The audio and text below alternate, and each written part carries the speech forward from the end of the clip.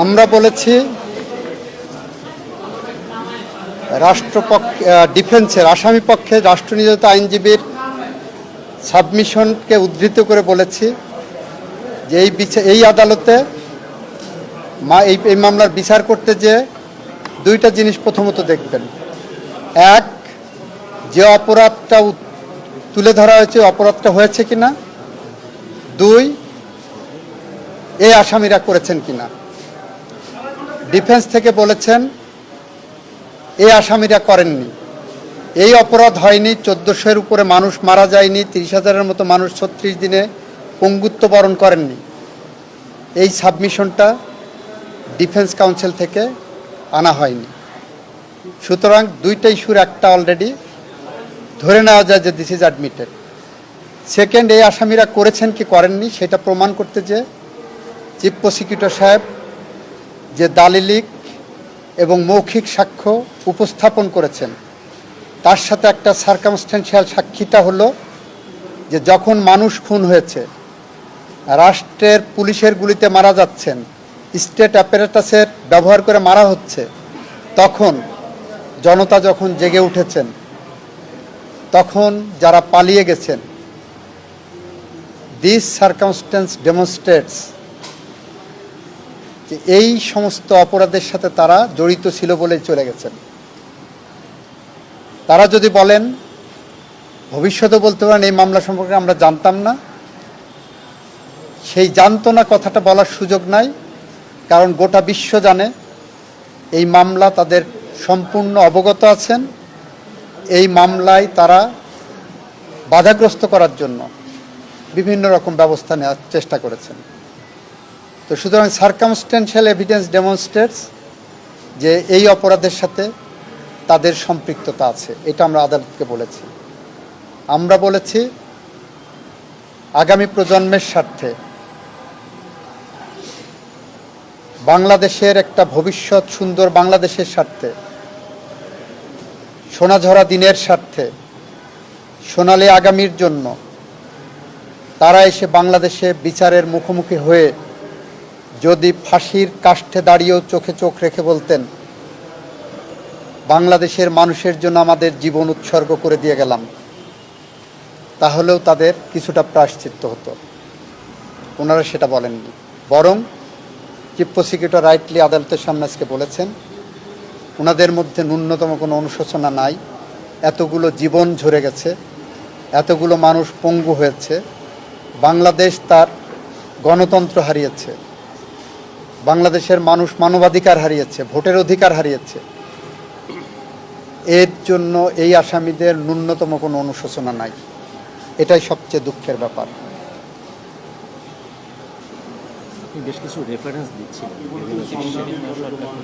আমি বলেছি এখানে যদি ন্যায় বিচার না হয় তাহলে মার্টিন লুথার এখানে একটা অবিচার হবে, এবং সেখানে মার্টিন লুথার কিংয়ের ভাষায় injustice anywhere is a threat to justice everywhere.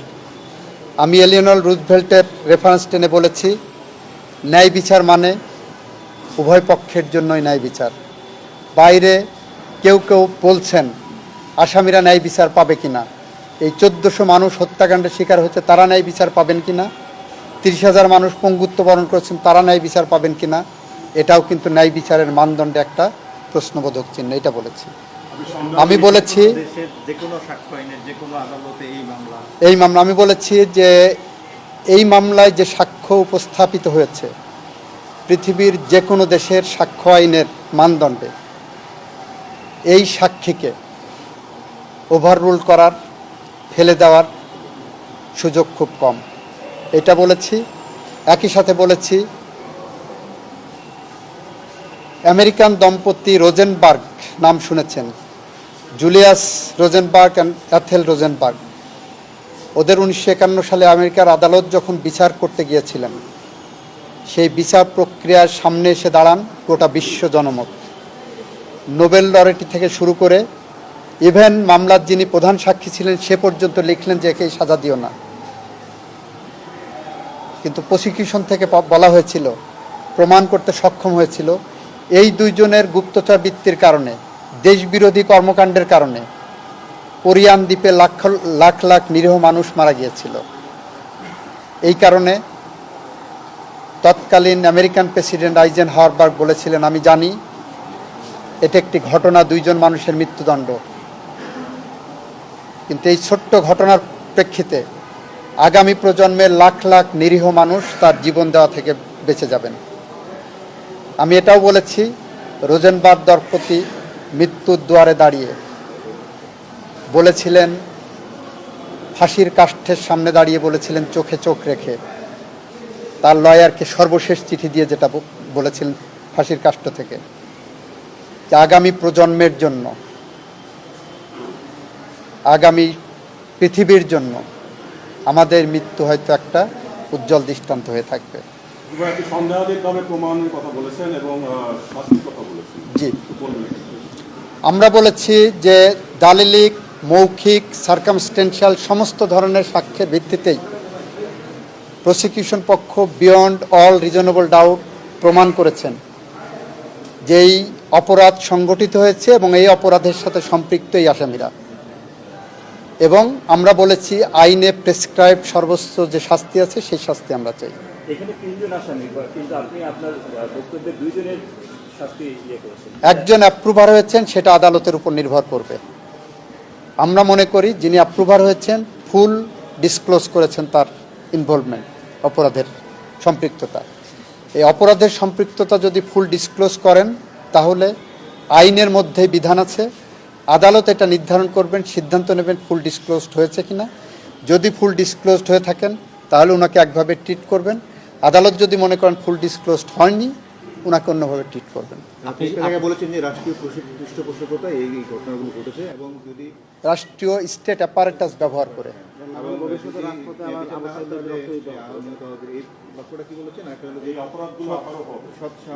আমি যদি এই অপরাধের বিচার না করতে পারি তাহলে কবি হেলাল হাফিজের ভাষায় উত্তর পুরুষের ভীরুকা পুরুষের উপমা হয়ে থাকবো আমরা। আমি বলেছি এই অপরাধের যদি বিচার না হয়, এই আসামিরা যদি খালাস পায়, তাহলে এই ধরনের অপরাধ আগামী প্রজন্মের সামনে আরও আসবে। 5 বছরের শিশু এভাবে গুলিবিদ্ধ হয়ে মারা যাবে, 10 বছরের আনাস গুলিবিদ্ধ হয়ে মারা যাবে, মুগ্ধ পানি বিতরণ করতে যে মারা যাবে, আবু সাইদ প্রতিবাদ করতে যে বুক চিতিয়ে বুকের রক্ত রাজপথে ঢেলে দেবে। সুতরাং এইগুলো ভবিষ্যৎ প্রজন্মেরকে রক্ষা করার জন্য এই ন্যায় বিচার অনেক বেশি জরুরি।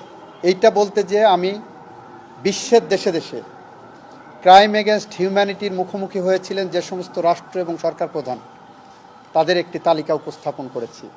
এবং বেশিরভাগ দেখবেন 40-এর দশকে ইউরোপ থেকে এশিয়া, চায়না থেকে জাপান, হাঙ্গেরি থেকে বুলগেরিয়া, রোমানিয়া, সমস্ত দেশে দেশে 40 এবং 50-এর দশকে মানবতা বিরোধী অপরাধের বিরুদ্ধে সে দেশের বিচার ব্যবস্থা জেগে উঠেছিল বলেই সে দেশে এখন মানবতা বিরোধী অপরাধ সংগঠিত হয় না।